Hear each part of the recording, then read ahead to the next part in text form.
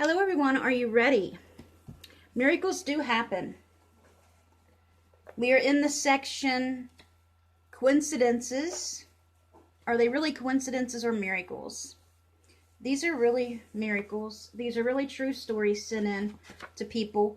But let ourselves, you and I, what do we think? Do we think that this story that this person sent in, do we think that this is just a coincidence, or do we think that it's a miracle? So I'm going to read the story, and then we ourselves will decide for ourselves what we think it is. Doesn't mean that that's true, but that's what we feel it is. Okay, so let's read it. This one is by Trish Propson, and it is called Parting the Heavens. I'm currently uploading the Sims 3 game, the expansion pack. We have to go. That's the reason we came. My daughter, near tears, pleaded her case with as much ferocity as the howling winds surrounding us. Gina had traveled to New Zealand to attend Capillary Bible School. Today we were meeting in Christchurch on the South Island of our annual mother and daughter adventure trip.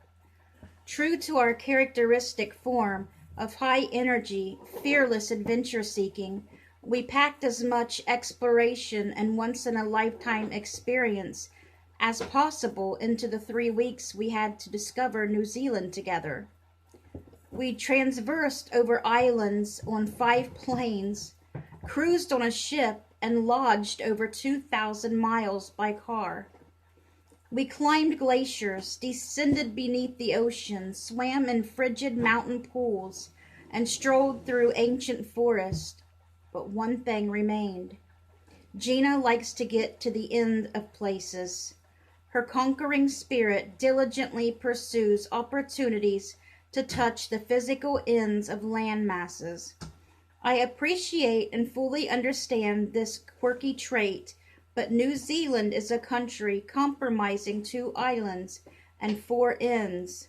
We reluctantly decided that ascending the 2 north ends of the islands would suffice for this trip. Leaving the 2 southern tips of this magnificent land conquered would give us a perfect reason to come back to this country that so deeply captured our hearts. So with great planning and precise execution, we designed our entire trip around visiting the 2 northern capes of New Zealand. The northern cape on the South Island was within reach. After 2 weeks of traversing mountains and beaches on 3 coasts, we were quickly approaching the gate to fulfilling Gina's longing. Sea air, driven by surging westerly winds, assaulted our senses as we neared our destination with hope and determination. A strenuous hike through picturesque hills and vales, alongside herds of sheep and trees, dwarfed by centuries of battering winds, delivered our breathless ocean-loving spirits to Waikiki Beach. Our hearts soared as we gazed through the Tasman Sea in the direction of the Antarctica, knowing God had delivered us safely to this little piece of heaven where the ocean collided with this remote land in a place some refer to as the end of the earth. But Gina had yet to reach the end, and my aging body was struggling. We parted company, and she pressed on along jagged cliffs to Cape Farewell, the northernmost point of the South Island. Her longings were finally fulfilled when she reached the summit. Overcome with a sense of wonder and victory, we praised God and embraced the rare delight that comes when God reaches down from heaven and fulfills the deepest longings of our hearts. As we were basking in the reverent joy of the day, our thoughts turned toward the next leg of our journey, which would take us to Cape Regine, and northernmost point of the North Island. After a short flight to Auckland, we pressed north toward the goal. Would it be as amazing a trip as to Cape Farewell. With map times and mile markers carefully calculated, we arrived at Papaya. A darkening sky and heighted winds threatened our intended trip to the Cape. The locals were bracing for a tropical storm, which they call a cyclone. Naive as to what that actually meant, we remained blissfully unaware of what was coming. The harbor shut down, the resorts cleared, and the streets were deserted as the storm approached. Unable to escape the path of the storm, we found safe haven at the resort where only a few guests remain. With our lodgings deeply discounted because of the weather, we felt blessed by God's provision and cheerfully embraced the storm in our luxurious new surroundings. Local shopkeepers, resort staff, and tour guides tried desperately to dissuade us from pursuing the Cape, not understanding the depth of my daughter's determination. They reluctantly helped us determine if the 5-hour trek was even possible with the storm looming. Sitting in the spa, watching the storm whipping up around us, we discussed our options. My motherly instinct braced for the very real possibility that my daughter's heart would soon be broken. We paused to pray. As we walked back to our room, though, the empty lobby and lounge, the intensifying rain rhythmically pounded the metal roof, but in the distance strains of hymns floated towards us. In the contrast of the raging wind and rain that threatened to still our joy, the soft tones brought peace and comfort. Rounding the corner, we encountered a group of Asian believers gathered around a piano singing hymns in their native tongue. We crept silently into the room, sensing that this was a holy moment. Recognizing the melodies, we quietly joined them in worship. Swept away with gratitude and moved to tears, we knew this moment was a gift from God, as if the heavens opened and a choir of angels joined together to draw us into the very presence of God. It was as if He was saying, "I see you, and I care deeply about your longings and desires. Trust me." Rain battered the windows, and violent winds shook the shutters on the lanai. All night the wind was deafening, and the rain pelted the windows at a 45-degree angle. Sleep eluded us until 3 a.m. We rose together to pray. We again sensed God saying, "Trust me." In a torrential downpour, again a blackened sky, we rose at 5 a.m. to start our trek. Even with rain at the resort, staff ringing in our ears, we put our full trust in God. Highway 1, with 2 narrow lanes, was the only road to and from the Cape. The dark sky, forceful winds, and pelting rain made driving treacherous. We talked of the Cape, prayed, and wondered if trusting God for the outcome was the right decision. Beyond sharing Jenna's passion for reaching the ends of things, Cape Regina captured my heart as well. It is often referred to as the tip of the bottom of the world.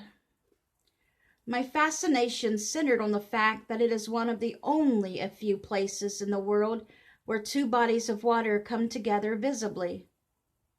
The bright aqua blue of the Tasman Sea to the west and the deep dark azure Pacific Ocean to the east collide in a dramatic swirling of colored water off the point of the Cape. It is described by many as one of the most miraculous scenes in all of creation. The problem was that the swirling colored water can only be seen on bright sunny days. Trust me. Jenna drove with intense determination. We prayed fervently and cranked the worship music as if volume and sheer will would push back the storm. Every so often a sliver of sunlight in the distance pierced through the clouds, urging us onward. For 5 hours, cocooned together in our wind-blown vehicle, at the mercy of the storm, we sought God, listened for his voice, and worshipped his majesty. Gina prayed, God, please let the storm stop, even for a moment. You know the desires of our hearts, and we're trusting you. When the wind and rain strengthened, we prayed.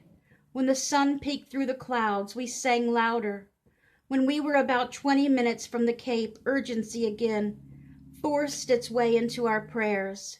Tiny rays of sunlight occasionally broke through the storm, but it seemed hopeless to think we would witness the collision of God's great ocean this day. And then it happened. In an instant, as we drove full speed over the crest of a hill, with the lyrics to How Great Thou Art bombarding our souls, the clouds parted, the sun shone on the water in the distance, and radiant light beams from heaven ushered us toward the Cape. O Lord my God, when I, in awesome wonder, consider all the worlds thy hands have made, I see the stars, I hear the rolling thunder, thy power throughout the universe displayed, slightly at first and then a little more. God, could it be? Are you going to part the heavens for us today? Trust me, he replied. Compelled forward faster and faster, he began to proclaim his glory with renewed intensity. Tears fell as the truth unfolded, that he did indeed see our hearts, and was offering a front row seat to his love and grace. In each valley the storm raged, and up each hill the sun burst forth. Our hearts paused with wonder and overflowed with joy. Breathless we arrived at the Cape just in time to witness this carefully orchestrated miracle as God parted the clouds right over us. The storm continued on all sides, but on the holy ground where we stood, the sun shone brightly. We fairly ran the mile to the point overlooking the two seas, amazed that we were witnessing this intimate miracle of God. As we rounded the final hill, we stopped to fully embrace the amazing sight. There, in a circular swatch of bright sunlight, just wide enough to cover the ocean of the Cape, were the aqua blue waters of the Tasman Sea and the dark azure of the Pacific Ocean, swirling into one amazing symphony of color and sound.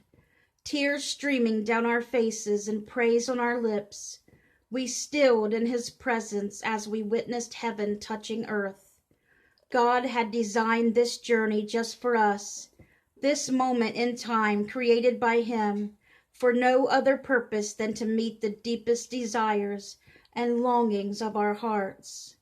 He was with us through the storm, amid the doubts, along the journey, and his message to us through it all was simply, trust me. So what do you guys think? Do you guys think this was just a coincidence, or do you think it was a miracle? Let me know down in the comments below. I'm not really sure about this one. I got mixed feelings on this whole situation with this story.